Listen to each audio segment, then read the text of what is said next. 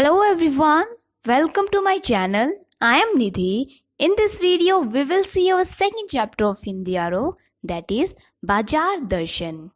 बाजार दर्शन श्री जैनेन्द्र कुमार द्वारा रचित एक महत्वपूर्ण निबंध है जिसमें गहन वैचारिकता और साहित्य का संयोग देखा जा सकता है। यह निबंध उपभोक्तावाद और बाजारवाद की मूल अंतर्वस्तु को समझाने में बेजोड़ है।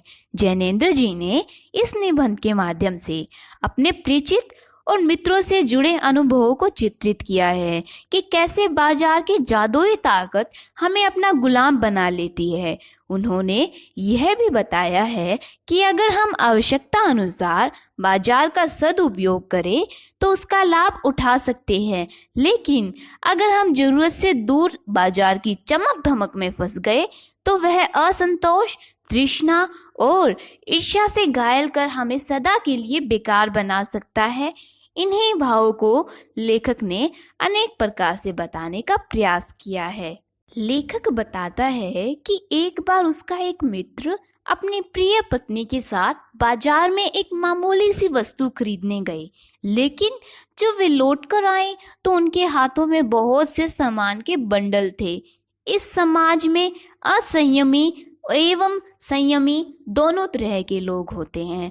कुछ ऐसे होते हैं जो बेकार खर्च करते हैं, लेकिन कुछ ऐसे भी संयमी होते हैं जो फिजूल सामान को फिजूल समझते हैं। ऐसे लोग अपव्यय न करते हुए केवल आवश्यकता अनुरूप खर्च करते हैं। ये लोग ही पैसे को जोड़कर गर्वीले बने रहते हैं। लेखक कहता है वह मित्र आवश्यकता से ज्यादा सामान ले आए और उनके पास रेल टिकट के पैसे भी नहीं बचे। लेखक उसे समझाता है कि वह सामान परचेजिंग पावर के अनुपात में लेकर आया है। बाजार जो पूर्ण रूप से सजा धजा होता है, यह ग्राहकों को अपनी ओर आकर्षित करता है और आमंत्रण देता है कि आओ मुझे लूट लो, ये सामान आपका ही तो है, जल्दी से इसको अपने घर लेकर जाओ। ग्राहक सब कुछ भूल जाए और बाजार को देखे। बाजार का आमंत्रण मूक होता है जो प्रत्येक के हृदय में इच्छा जगाता है और यह मनुष्य को असंतोष, तृष्णा और ईर्ष्या से घायल कर मनुष्य को सदा के लिए बेकार बना देता है। लेखक एक और अन्य मित्र के माध्यम से बताते हैं कि ये मित्र दोपहर से पहले बाजार में गए, लेकिन शाम के समय खाली हाथ वापस आए। उन्होंने खाली हाथ आने का यह कारण बताया कि वह सब कुछ खरीदना चाहते थे, इसी चाह में वह कुछ भी खरीद कर नहीं लाया। बाजार में जाने पर इच्छा घेर लेती है जिससे मन में दुख प्रकट होता है। बाजार के रूप सौंदर्य का ऐसा जादू है जो आंखों के रास्ते से हृदय में प्रवेश करता है और चुंबक के समान मनुष्य को अपनी तरफ आकर्षित करता है। जेब भरी हो तो बाजार में जाने पर मनुष्य निर्णय ही नहीं कर पाता कि वह क्या क्या सामान खरीदे, क्योंकि उसे सभी सामान आराम और सुख देने वाले लगते हैं। लेकिन जादू का असर उतरते ही मनुष्य को फैंसी चीजों का आकर्षण कष्टदायक प्रतीत होने लगता है। मनुष्य को बाजार में मन को भरकर जाना चाहिए, क्योंकि जैसे गर्मी की लू में यदि पानी पीकर जाएं तो लू की तपत व्यर्थ हो जाती है, वैसे ही मन लक्ष्य से भरा हो तो बाजार का आकर्षण भी व्यर्थ हो जाएगा। आंख फोड़कर मनुष्य लोभ से नहीं बच सकता, क्योंकि उससे उसका ही नुकसान होगा। संसार का कोई भी मनुष्य पूर्ण नहीं है, क्योंकि मनुष्य में यदि पूर्णता होती तो वह परमात्मा के समान महाशून्य बन जाता। अतः अपूर्ण होकर ही हम मनुष्य हैं। लेखक एक चूर्ण बेचने वाले अपने भगत पड़ोसी के माध्यम से कहते हैं कि उन्हें यह कार्य करते हुए बहुत समय हो गया है। लोग उन्हें चूर्ण के नाम से बुलाते हैं। यदि वे व्यवसाय अपनाकर चूर्ण बेचते तो अब तक माला माल हो जाते, लेकिन वे अपने चूर्ण को अपने आप पेटी में रखकर बेचते हैं और केवल 6 आने की कमाई होने पर चूर्ण को बच्चों में मुफ्त बांट देते हैं।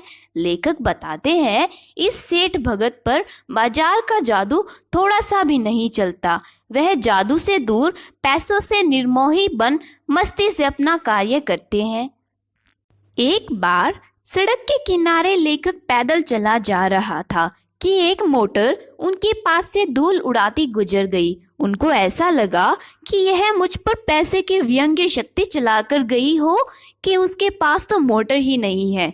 लेखक के मन में भी आता है कि उसने भी मोटर वाले माँ बाप के यहाँ जन्म क्यों नहीं लिया, लेकिन यह पैसे की व्यंग्य शक्ति उस चूर्ण बेचने वाले व्यक्ति पर नहीं चल सकती।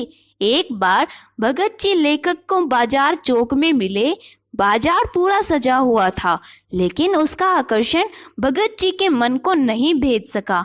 वे बड़े स्टोर चौक बाजार से गुजरते हुए एक छोटे से पंसारी की दुकान पर रुक जाते हैं और वहां पर सिर्फ अपनी जरूरत का सामान लेकर चल पड़ते हैं।